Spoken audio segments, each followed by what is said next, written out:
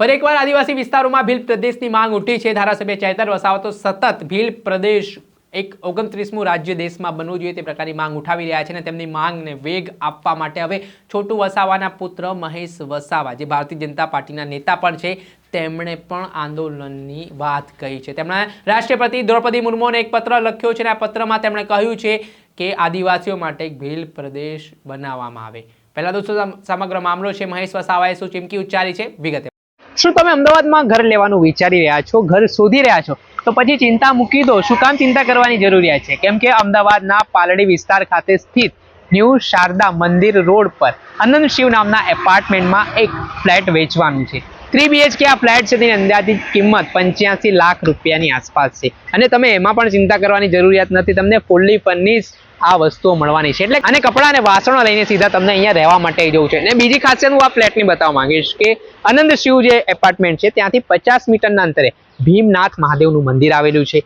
50 મીટરની અંતરે Shreyas metro station પણ આવેલું છે। એટલું જ નહીં, ભીમનાથ મહાદેવ મંદિરની બાજુમાં જૈન મંદિર પણ આવેલું છે। એટલે તમે ધાર્મિક રીતે પણ જોડાયેલા હો, સાથે તમને હરવા ફરવાના શોખીન હો તો ખૂબ જ સુવર્ણ તક માનવામાં આવી રહી છે।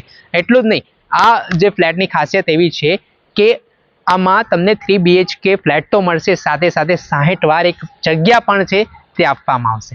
આજે જ આ સ્ક્રીન ઉપર દેખાઈ રહેલા નંબર ઉપર સંપર્ક કરીને વધુ વિગતો મેળવો। નમસ્કાર દર્શક મિત્રો, આઈનેટ મીડિયામાં આપનું સ્વાગત છે। હું છું ફૈઝાન। ભીલ પ્રદેશની માંગ લઈને અવારનવાર આદિવાસી વિસ્તારોમાં રાજકારણ ગરમાયેલું જોવા મળતું હોય છે। ડેડિયાપાડાના આમ આદમી પાર્ટીના ધારાસભ્ય ચૈતર વસાવા છે તે અવારનવાર જ્યાં પણ સભા સંબોધતા હોય છે તે દરમિયાન તેઓ ભીલ પ્રદેશનો મુદ્દો ઉઠાવતા હોય છે। આને લઈને રાજકારણ પણ ગરમાવતું હોય છે। સત્તા પક્ષના લોકો છે તે સતત આ ભીલ પ્રદેશની માંગને ફગાવતા પણ જોવા મળતા હોય છે અને તે વચ્ચે હવે સત્તા પક્ષમાં એટલે કે ભાજપના નેતા છોટુ વસાવાના પુત્ર મહેશ વસાવાએ ભીલ પ્રદેશની માંગ ઉઠાવી છે। તેના જ કારણે રાજકારણ ગરમાયું છે। ધારાસભ્ય ચૈતર વસાવાના સમર્થનમાં મહેશ વસાવા આવ્યા હોય તે પ્રકારનું પણ કહેવાય રહ્યું છે અને તેમણે કહ્યું છે કે આજે આઝાદીનો 78 વર્ષ જેટલો સમય વીતી ચૂક્યો છે।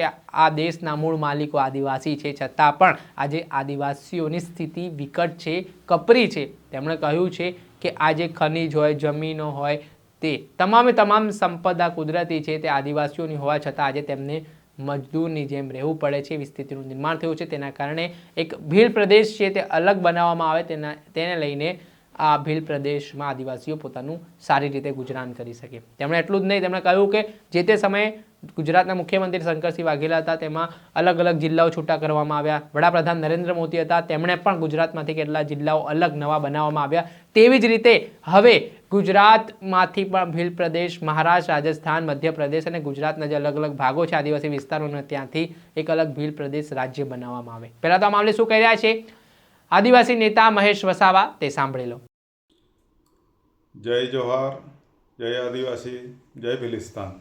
ખાસ કરીને અમે જ્યારે આ ભીલિસ્તાન અલગ માંગવાની વાત કરી તો અમે 2009-9ની અંદર અમે 18 જણા અમે ભેગા થયા હતા અને એમની સાથે ભીલિસ્તાન માંગણી એટલા માટે કરી કે ભારત દેશની આઝાદી થયા પછી પણ આજે આદિવાસીઓની જે કપરી પરિસ્થિતિ છે એ આજે એની જ છે। શિક્ષણ, આરોગ્ય, રોજગારી અને આ વિસ્તારોની અંદર ઘણા ખનિજો આવેલા છે, છતાં બી આજે આદિવાસી ગરીબ છે। આદિવાસી અનાદિકાળથી વસનારો છે, એ આ ભારત દેશનો માલિક છે અને આ જે અહીં જે સંપત્તિ છે, જે ખનિજો છે એનો માલિક છે, છતાં એ આજે મજૂર બની ગયો છે।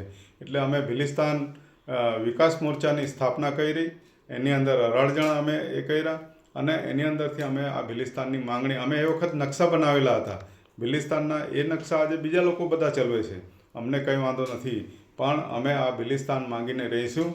જેવી રીતે શંકરસિંહ વાઘેલાએ જ્યારે મોટા જિલ્લાઓમાંથી નાના જિલ્લા કર્યા, મોટા તાલુકામાંથી નાના તાલુકા કર્યા, એ સંવિધાન પ્રમાણે એ લોકોએ આપ્યા જ છે। એ દેશના આપણા વડાપ્રધાન નરેન્દ્રભાઈ મોદીએ પણ એ જિલ્લાઓ છૂટા પાડ્યા, તાલુકાઓ છૂટા પાડ્યા અને ભાજપાઈ સરકારે પણ 3 રાજ્યો છૂટા પાડેલા, તેલંગાણા છૂટા પાડ્યું આંધ્રની અંદરથી, બિહારની અંદરથી ઝારખંડ છૂટું પાડ્યું અને મધ્યપ્રદેશની અંદરથી છત્તીસગઢ છૂટું પાડ્યું। તો આ 4 રાજ્યની અંદર પ્રાવધાન છે સંવિધાનની અંદર કે રાજસ્થાન, મધ્યપ્રદેશ, ગુજરાત અને મહારાષ્ટ્ર એની અંદરથી આ ટ્રાઇબલ એરિયા ભૌગોલિક અને ભાષા પ્રમાણે એની પ્રમાણે અલગ પાડી શકે છે। એટલે અમે અલગ ભીલિસ્તાનની માંગ માટે અમે માન્ય રાષ્ટ્રપતિ શ્રી મુર્મુજીને અમે લેટર લખ્યા છે ભિલિસ્તાન વિકાસ મોરચા અને ભિલિસ્તાન ટાઈગર સેના તરફથી, અને આપણા દેશના વડાપ્રધાન શ્રી નરેન્દ્રભાઈ મોદીને પણ અમે આ લેટર લખ્યા છે. અને 4 રાજ્યના મહારાષ્ટ્ર, ગુજરાત, મધ્યપ્રદેશ અને રાજસ્થાનના રાજ્યપાલોને પણ લખ્યા છે અને મુખ્યમંત્રીઓને પણ અમે લેટર લખ્યા છે.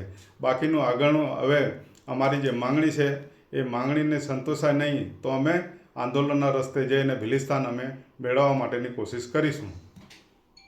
આપણે સાંભળ્યા હતા છોટુ વસાવાના પુત્ર ડેડિયાપાડાના પૂર્વ ધારાસભ્ય અને ભાજપના નેતા મહેશ વસાવા. હાલ તેમનું જે નિવેદન સામે આવ્યું છે તેમણે પણ સરકારને માંગ કરી છે કે જેમ મધ્યપ્રદેશમાંથી છત્તીસગઢ છૂટું પાડવામાં આવ્યું, બિહારમાંથી ઝારખંડ છૂટું પાડવામાં આવ્યું, તેવી જ રીતે ગુજરાત, મધ્યપ્રદેશ, રાજસ્થાન અને મહારાષ્ટ્રમાંથી પણ આદિવાસીઓ માટે એક ભીલ પ્રદેશ બનાવવામાં આવેના મામલે તેમણે રાષ્ટ્રપતિ દ્રૌપદી મુર્મુને એક પત્ર પણ લખ્યો છે અને પત્રમાં માંગ કરી છે કે જો આગામી સમયમાં ભીલ પ્રદેશ બનાવવામાં નહીં આવે તો તેઓ આંદોલનની શરૂઆત કરશે. દર્શક મિત્રો, અત્યાર સુધીમાં બસ આટલું. આવા નવા વિડીયો સાથે આપણે માહિતગાર કરતા રહીશું, એટલે સ્કાયનેટ મીડિયાને આપ લાઈક કરી લો, સબસ્ક્રાઇબ કરી લો અને શેર કરવાનું ભૂલતા નહીં.